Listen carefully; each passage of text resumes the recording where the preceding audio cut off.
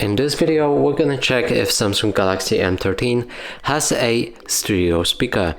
So in order to do this, first we'll need to locate all of the speakers on this phone, and we can already see one right here. It's the call speaker. So when you're in a call, usually you get the sound from that speaker. Now let's track any other.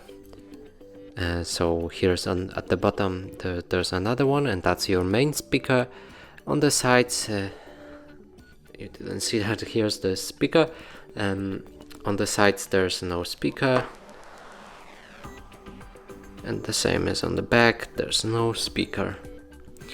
So now in order to check if this phone has a stereo speaker, we'll need to cover each of the speaker while playing some music, and if the sound is coming only from one of them, that means it's mono speaker. If the sound is coming from both of them, that means it's a stereo speaker.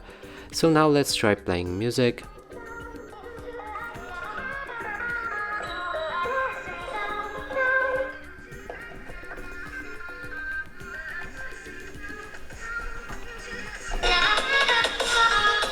So clearly music is coming from only this speaker and not the one on top.